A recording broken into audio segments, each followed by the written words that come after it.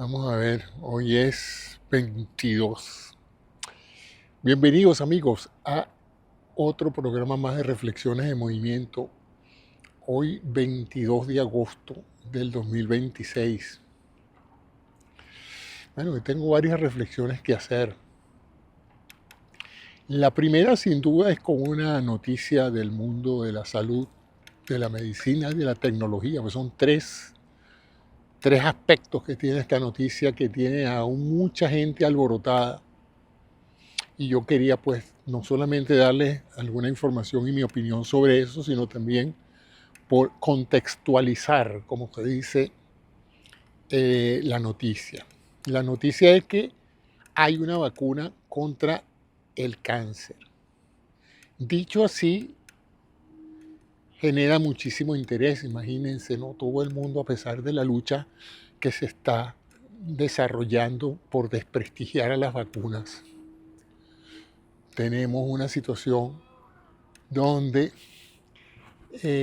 la gente, yo diría que la mayoría de la gente sabe que las vacunas salvan vidas, previenen enfermedades y si no las previenen, las atenúan tanto que las personas muchas veces ni se enteran de que se han enfermado, ¿no? Sin embargo, pues fue utilizada con fines políticos para agredir o para radicalizar a un sector de la población con fines políticos. Pero ese no es el tema de hoy. El tema de hoy es la vacuna contra el cáncer.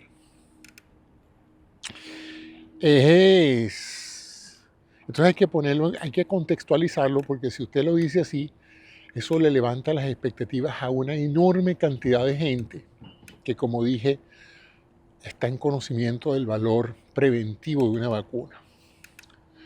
La primera observación que hay que hacer en relación con esto es que esta vacuna no es preventiva, es una vacuna curativa. Las vacunas tradicionalmente han sido preventivas porque se administran antes de que la gente se enferme de algo, para prepararlo para cuando se enferme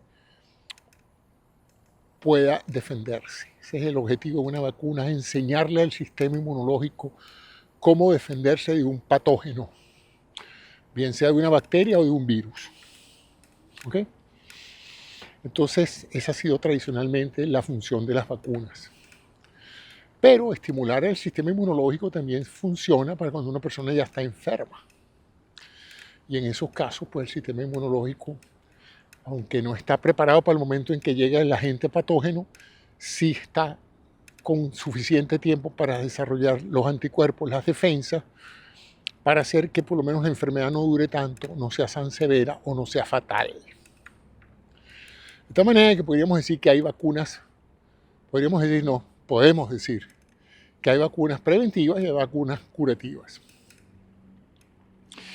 La de la rabia es una vacuna que se administra después que usted lo muerde un perro y le da rabia. Y hay muchas vacunas que se pueden administrar también una vez que la persona ha sido afectada por la enfermedad, siempre y cuando el tiempo de incubación de la enfermedad dé tiempo a que los anticuerpos se desarrollen. Entonces, esta vacuna, como les dije, no es para que todo el mundo crea que mañana nos van a vacunar y no nos va a dar cáncer. La otra cosa es que hay que poner en contexto es que esta vacuna no es para todo tipo de cáncer. Ha sido probada exitosamente para un tipo de cáncer que, por cierto, es muy letal, que es el melanoma. Un tumor de la piel que luego se extiende metastásicamente a otros órganos, entonces el melanoma maligno tiene esa capacidad y en este caso pacientes a los cuales se les ha administrado una combinación de dos medicamentos, una que tradicionalmente se ha usado en oncología, que es un anticuerpo monoclonal. Fíjense que aquí lo que se ha combinado es, si ustedes ya están más o menos claros que esencialmente el objetivo o el propósito de una vacuna es generar anticuerpos para una determinada agente patógeno, una determinada enfermedad, hay dos formas de hacer que eso se produzca.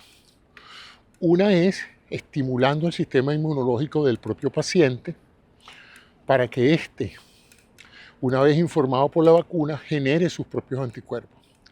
Y otra cosa es suministrarle anticuerpos que ya vienen preparados para agredir al patógeno. Estos anticuerpos ya, vamos a decirlo, informados, entrenados en el ataque a un determinado patógeno, se llaman anticuerpos monoclonales. Son anticuerpos generados artificialmente en laboratorios y con una habilidad específica para atarse a ciertos antígenos, y solamente a esos antígenos, y por eso se llaman monoclonales, porque ellos se clonan unos con otros y adquieren esa capacidad específica de ir contra un antígeno, en este caso un antígeno que se encuentra en la célula cancerosa. Uno de los graves problemas de la guerra contra el cáncer es que el cáncer es una célula de uno mismo. Una célula de uno mismo que se ha vuelto loca y ha decidido reproducirse sin parar. Le digo por eso, la mayoría de las células se reproducen, se duplican, ¿verdad? La división celular genera nuevas células hijas. Esas nuevas células hijas adquieren las características de la madre y funcionan. Pero ¿qué pasa si esas células hijas se van distanciando cada vez más del código genético de la madre célula, y se vuelven locas, dejan de funcionar normalmente? Por ejemplo, una de las células interesantes es la célula hepática, se llama hepatocito, célula hepática, hepatocito. No hay nada mágico en esa palabra. Entonces ese hepatocito, que tiene una función específica metabólica en el hígado, es el que conforma el tejido hepático, ese hepatocito pues funciona normalmente, se va dividiendo, va creando nuevos hepatocitos, se mueren células, se crean células, y todas cumplen con el funcionamiento hepático. Pero de repente unas se producen alteraciones genéticas importantes y la célula deja de comportarse como un hepatocito y empieza ahora a comportarse como un hepatocarcinoma. Es la misma célula de antes, pero esta se volvió loca. Y esta no solamente no funciona como una célula hepática, sino que no hace sino crecer y crecer y crecer y quitarle recursos a las células que sí quieren cumplir con su función hepática. Y entonces se forma el hepatocarcinoma, pues, el cáncer del hígado. Un tumor en el hígado que se vuelve loco y empieza a crecer, empieza a metastizar a otros órganos y mata al paciente, pues porque acaba con uno de los órganos más importantes del cuerpo, como es el hígado. Entonces ahí tenemos un caso específico. Entonces, los descubrimientos de la ciencia, porque eso no lo ha descubierto la medicina holística, eso lo ha descubierto la ciencia, y la ciencia biológica, la bioquímica, la histología, toda esa parte científica es la que ha descubierto cómo es que ocurre este proceso, cuáles son los agentes que hacen más factible que esto ocurra, cuáles son los tóxicos, el alcohol, la radiación, etcétera, que hacen que una célula se vuelva cancerosa. Y entonces el objetivo ahora es matar ese cáncer. Cuando no se sabía mucho de eso, lo único que quedaba era abrir a la persona y sacarle medio hígado donde estaba el tumor y operarlo, pues, sacarle el tumor. Lo que pasa es que para el momento en que eso pasaba, ya el tumor estaba demasiado grande y demasiado regado por otros órganos o por el mismo hígado, ¿no? Pero bueno, eso le daba unos meses, unos años más de vida a la persona. Si tenía un tumor todavía pequeño y le sacaban ese lóbulo hepático, pues la persona sobrevivía unos años más hasta que el órgano apareciera, hasta que el cáncer apareciera en otra parte del hígado o en otra parte del cuerpo. Pues.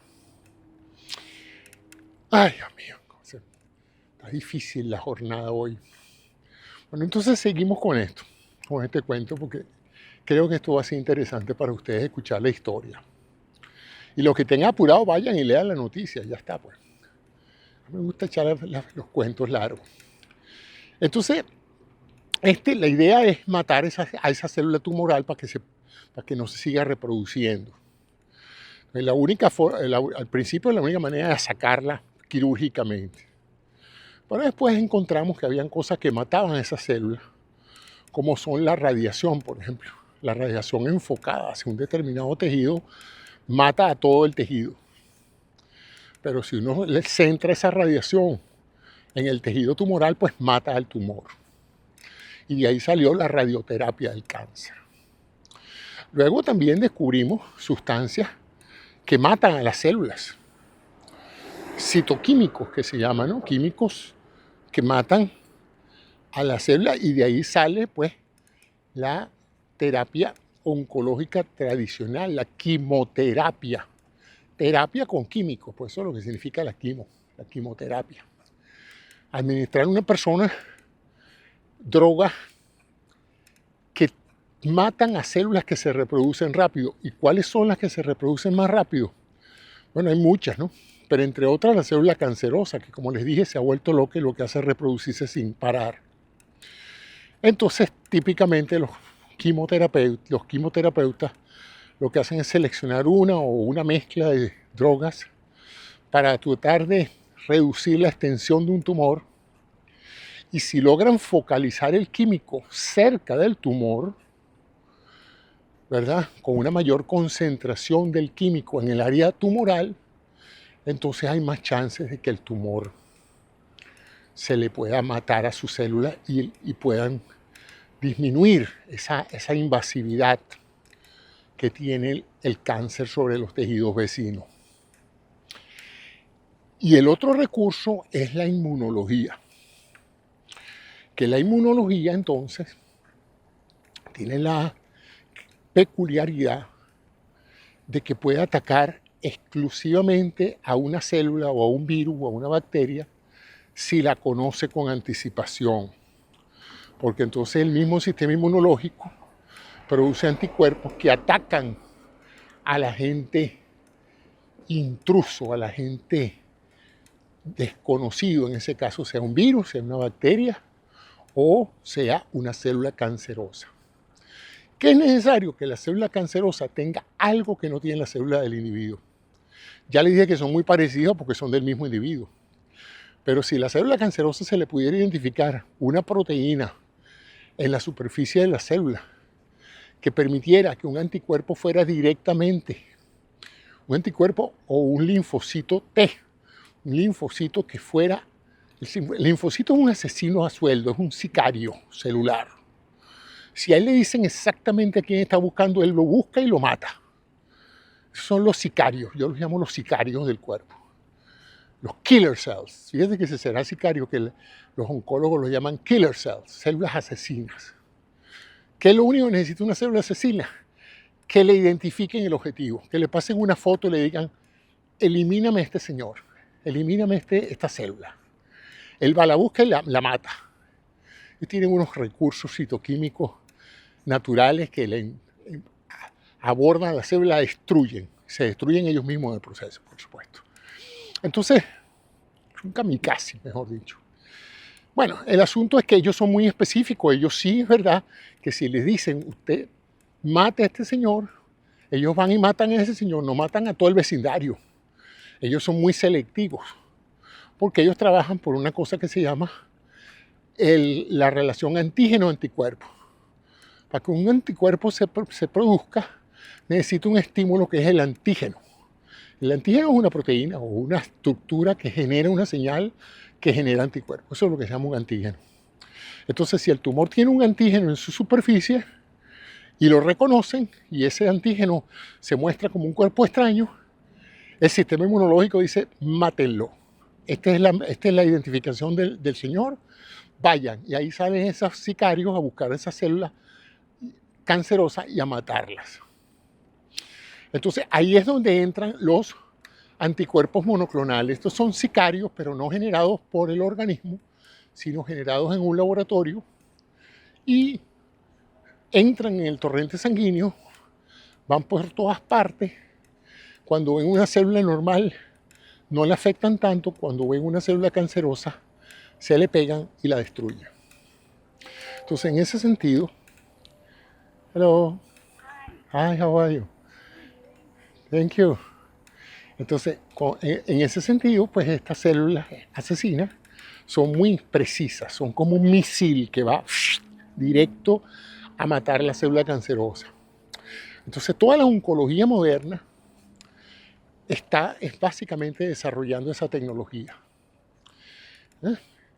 Y entonces en este caso, estos individuos, además de ese recurso, de ese anticuerpo monoclonal, que ya se venía usando desde hace tiempo, decidieron, bueno, ¿qué pasa si ese anticuerpo monoclonal, que es un sicario externo que estamos administrando al paciente, le damos algo más a los anticuerpos del paciente para que acompañen a esos sicarios exógenos, o sea, que vienen de afuera, por unos sicarios endógenos, es decir, por unos anticuerpos generados por el propio paciente.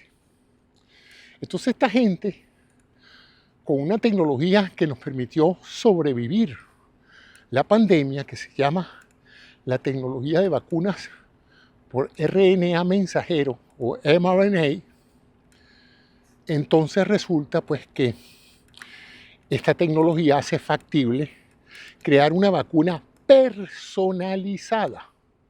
Esa es otra cosa que no dicen mucho cuando ponen la noticia, ¿no? Que esto no es una vacuna que le van a dar a todo el mundo, porque esta vacuna en particular se hace para cada persona, en función de aspectos técnicos que desconozco, cuál es exactamente el mecanismo por el cual se personaliza esa vacuna. Y se personaliza en dos formas. Una es para el paciente y otra es para el tumor específico que se quiere matar. O sea que estos sicarios necesitan no solamente saber en qué medio se van a mover, que sería el paciente, sino cuál es la cara del enemigo que hay que eliminar. Y entonces, en ese sentido, tenemos que la vacuna es personalizada y se mezcla entonces, se combina, se hace en el tratamiento de estas dos cosas. Esto sale por ahora carísimo, pero la respuesta que ha mostrado en la sobrevida de pacientes con melanoma es sorprendente en un tumor que tiene una altísima malignidad, lo cual es un muy buen augurio y por eso la noticia ha dado la vuelta al mundo, porque demuestra que la ciencia, para aquellos que hablan tanta paja de la ciencia, es la que nos ofrece la mejor alternativa para resolver los problemas y para brindar la mayor suma de felicidad y de salud posible a la mayoría de los seres humanos. Esa es la realidad. Todo lo demás es pura paja. Todo lo demás son motivos para que la gente escriba libros, para que cientos de personas sean manipuladas, bien sea por ignorancia o bien sea porque son muy crédulos, creen todo lo que les dicen. Lo cierto es que la ciencia sigue dando respuestas que no da objetivamente ninguna otra estrategia. ¿Que se cometen errores? Pero por supuesto, la ciencia es producto de los errores. Científico que no se equivoca no es científico. Científico que no duda no es científico. La ciencia es un método precisamente para dudar. Usted sabe que cuando un científico tiene una idea y tiene una hipótesis, una conjetura que él tiene de la razón por la cual algo pasa, su primer trabajo no es convencer a todos los demás de que él tiene la razón. Eso es algo que mucha gente no entiende. No, él no tiene por qué salir a llamar a los medios de comunicación para decirles que él tiene la razón. Él tiene primero que probar hasta el cansancio, él, a sí mismo, que él tiene la razón. O sea, el primer convencido de que él tiene la razón va a tener que ser él. Y lo hace atacando su propia hipótesis. O sea, él se siente y pasa las noches pensando en qué puede estar equivocado, qué error está cometiendo en el experimento. Porque para él su prestigio es muy importante, para él salir aventuradamente a decir algo y hacer el ridículo cuando otro científico le diga, pero chico, ¿cómo puedes tú decir eso? Tú no particularmente concebiste la idea de que tu aparato de medición estuviera mal calibrado o que estuvieras usando un aparato que no es para medir lo que tú estás midiendo. y el científico equivocado diga, pero chico, ¿cómo no se me ocurrió eso, vale? Pero qué torpeza. Un error metodológico, un error de método me ha hecho quedar mal delante de todo el mundo. Es un poco como aquel que, pues ya sale, voy a usar una analogía fotográfica. El fotógrafo sale con su cámara y toma fotos, y toma fotos, y de repente se da cuenta de que no hay ninguna foto en la memoria, o no hay foto que mostrar de todas las que tomó. Y dice, es que esta cámara no sirve. Y en la época de antigua le dicen, y tú le metiste rollo adentro, le metiste un rollo fotográfico. ¡Ay, se me olvidó! ¿No? Entonces, pues por supuesto, entonces el verdadero fotógrafo no le echa la culpa a la cámara. Lo primero que hace es excluir que fue un error de él, que no le metió la memoria digital o de película, que no ajustó la cámara o que no le quitó la tapa al lente. ¿Ustedes saben cuánta gente está tomando fotos con el lente tapado? Entonces, todo esto se lo estoy diciendo porque hay gente que piensa realmente que ser científico es imaginarse algo y salir corriendo a decir que es verdad. Y nada más lejos de la verdad. El verdadero científico es un dudoso y un escéptico por naturaleza. Si no, no está haciendo ciencia. Y de nuevo, todo lo tiene que probar y reprobar hasta que él mismo se haya convencido. Y aún así, si él está convencido, todavía eso no es garantía de que tenga la verdad en sus manos. Ahora tiene que notificarle al mundo lo que él hizo y lo que él encontró y su explicación de por qué pasó. Y es cuando muchos hagan lo mismo que él hizo y encuentren los mismos resultados, que el consenso de la ciencia va a decir, caramba, la verdad es que yo creo que el doctor Cisneros estaba correcto en lo que planteó porque yo lo he hecho y lo han hecho muchas personas y hemos encontrado más o menos los mismos resultados o resultados diferentes y entonces habrá una explicación de por qué son diferentes. O muchos dirán, mira, ¿saben qué? Ese doctor Cisneros no tiene la menor idea de lo que estaba pasando. Eso no es así como él lo plantea, por esto y por esto y por esto y por aquello. Así funciona la ciencia. Bueno, así no funcionan las religiones que le imponen a las personas que los siguen un dogma y que tienen que aceptar, quieran o no quieran. Sigo con lo de las vacunas después de esta desviación científica. Pero es para que la gente entienda, porque yo no sé, ya yo lo repito hasta el cansancio, pero hay todavía mucha gente que me dice, pero es que la ciencia es una opinión, pero hay muchas otras opiniones. No.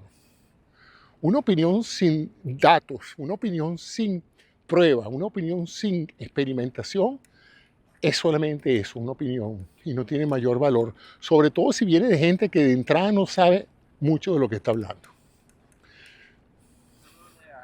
Hi, how are you?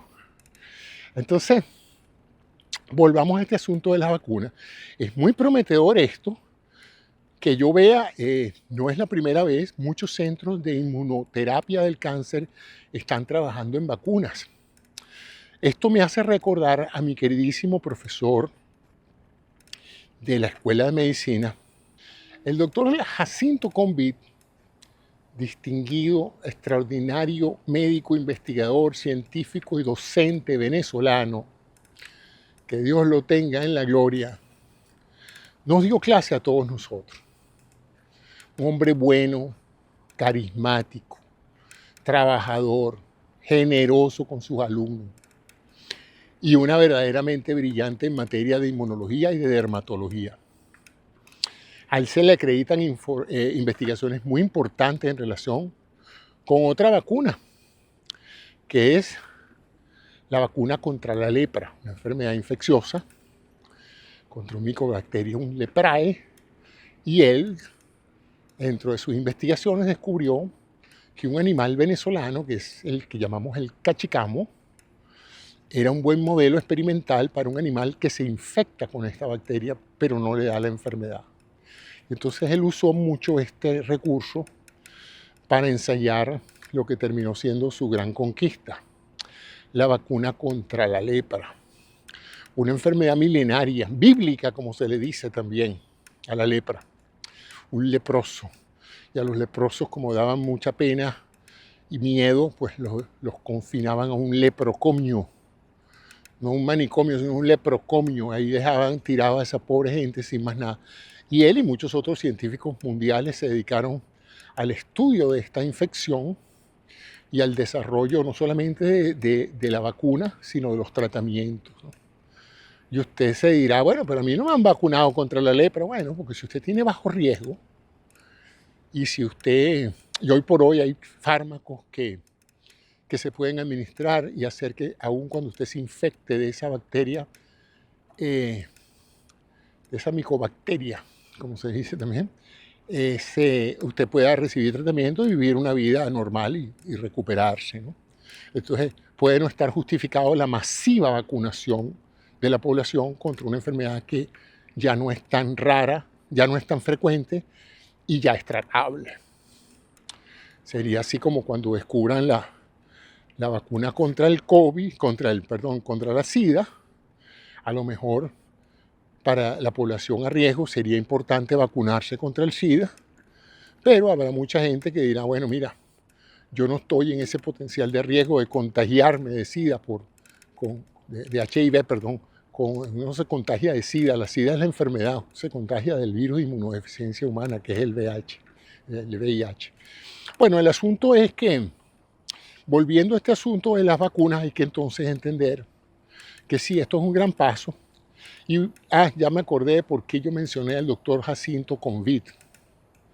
Porque a mi doctor, mi querido profesor, le echaron una broma impresionante. Un periodista fue allá al instituto científico donde él trabaja, en el viejo Hospital Vargas, donde yo estudié, y le estaban haciendo una entrevista, doctor Convid, cuénteme una cosa, ¿en qué está trabajando usted? Y él dijo lo que han dicho miles de investigadores en el mundo que están trabajando en eso. Y bueno, yo estoy trabajando en la vacuna contra el cáncer. Lo cual no era mentira, él estaba trabajando en la inmunoterapia del cáncer y en el desarrollo de una vacuna, si se pudiera hacer preventiva mejor, pero si no, por lo menos curativa, en el sentido de que aminorara o que mejorara la sobrevida de pacientes que ya tienen cáncer. Tratando de investigar cómo enseñar al sistema inmunológico a defenderse mejor de las células cancerosas. Bueno, este periodista, en vez de decir el doctor Convid está trabajando en una futura o posible vacuna contra el cáncer, puso un gran titular que dijo el doctor Convid ya tiene la cura del cáncer, es una vacuna desarrollada por él. Se podrán imaginar el impacto de esa noticia. Yo no estaba en Venezuela cuando eso, pero me dicen mis amigos que estaban allá que al día siguiente la cola de gente frente al instituto que él dirigía, allí en San José, frente al Hospital Vargas, quedaba 2 vueltas a la manzana de gente pidiendo que la vacunaran contra el cáncer. Y de familiares y pacientes de personas con cáncer buscando que el doctor Convid les diera la vacuna del cáncer. Algo penoso tener que decirle en la puerta a la gente que estaba haciendo cola, miren señores, aquí no hay ninguna vacuna del cáncer para administrarle a los pacientes, estamos hablando de una simple investigación, etc. Lo importante es que los medios de comunicación que buscan el rating corrieron la noticia como pólvora. Y entonces se planteó una suerte de crítica al doctor Convid por estar anunciando algo que no se tenía. Cosa que él no había hecho. Él no había dicho, yo tengo una vacuna contra el cáncer o yo he probado una vacuna contra el cáncer. Él había dicho, yo he estado trabajando junto con todos los laboratorios del planeta en desarrollar una vacuna contra el cáncer. Eso fue todo lo que mi profesor dijo. Pero mal interpretado o mal intencionado por parte del periodista. Por eso es que el periodista científico tiene que ser alguien conocedor y responsable de la difusión de las informaciones que consigue, porque de lo contrario le puede hacer mucho daño al investigador. Al día siguiente ya había muchos investigadores internacionales criticando al doctor Convid por haber dicho esas observaciones, cosa que él no había dicho. A mí eso me llamó la atención porque yo entonces, ese fue el día en que cada vez que a mí me llamaban para una entrevista, yo insistía en grabar todas mis entrevistas. Si usted no me va a dar la grabación de lo que yo dije, no se la doy. Porque es el único recurso que yo podría tener en un momento dado cuando alguien diga es que el doctor Cisneros dijo esto, decir, no, aquí no, eso no fue lo que yo dije, aquí está lo que yo dije. Que usted haya interpretado otra cosa, eso no es problema mío. Pero aquí está lo que yo le dije a usted. Yo no le dije a usted que yo había inventado la vacuna contra el cáncer. Yo le dije a usted que estábamos trabajando en la vacuna contra el cáncer. Afortunadamente, el gran prestigio internacional y las aclaratorias que hizo el instituto para el cual el doctor Convit trabajaba o dirigía él, aclaró la situación. Pero fue algo bochornoso para el instituto y para él, que como le dije, era un hombre muy humilde, un hombre muy sencillo, un hombre muy científico, dedicado a su cosa. Y bueno, ese fue un incidente. Y yo creo que, bueno, me imagino que ya ha pasado antes, sobre todo ahora que las noticias de salud se vuelven muy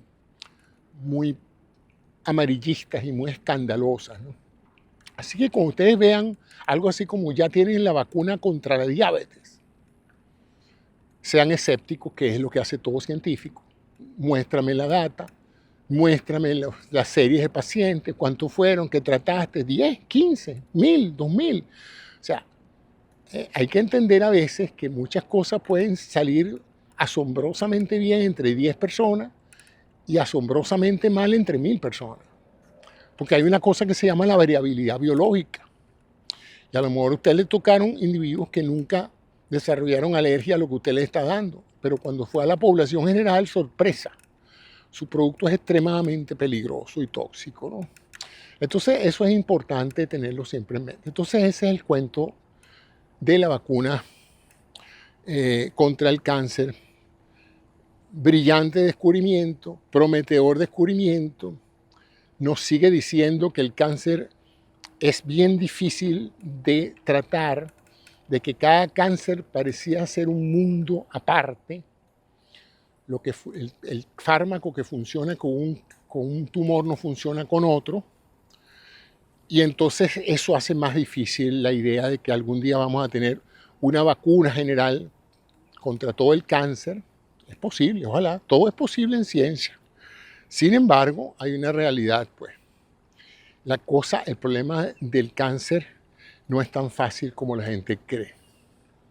Entonces, con eso termino hoy mi comentario sobre la vacuna contra el cáncer, porque esta semana me ha llamado un gentío felicitándome porque ya la cura del cáncer está próxima y yo he tenido que darle la buena y la mala noticia. La buena noticia es que es una buena noticia. Es prometedor que la combinación de anticuerpos monoclonales con una vacuna personalizada haya mejorado la sobrevida de esto. Pero la mejor noticia va a ser cuando uno diga, este grupo de personas vacunadas no les ha dado cáncer en relación con las personas vacunadas. Y usted dirá, bueno, pero ¿y eso no se puede hacer? Y bueno, no es tan fácil porque no sabemos exactamente cuál va a ser el mecanismo por el cual a alguien le va a dar cáncer. Sabemos que hay virus que producen cáncer. Sabemos que hay enfermedades que terminan inflamando el tejido tanto que producen células carcinosas, carcinogénicas. Sabemos que hay radiaciones y fármacos que pueden estimular la producción del cáncer, pero todavía no es así como 1 y 2 son 4, 1 y 2 son 3. Aquí 1 y 2 son 3, a veces son 5 y a veces 1 y 2 son 1. Entonces eso hace la investigación científica más complicada. Pero con suficiente dinero, tiempo y creatividad humana, y más ahora que vamos a empezar a utilizar la inteligencia artificial, metiéndole brutalmente toda la data, a ver si la inteligencia artificial nos ayuda a conseguir un patrón que explique por qué una célula se vuelve loca, eso sería un gran acontecimiento. Y yo creo que eso va a pasar en los próximos años. Y no muchos años. Yo creo que antes de que termine esta década, vamos a ver el impacto de la inteligencia artificial amasando, procesando esos millones de datos de pacientes y de fármacos y de proteínas para saber qué funciona y qué no funciona y cómo concebir fármacos mucho más específicos, contra esas células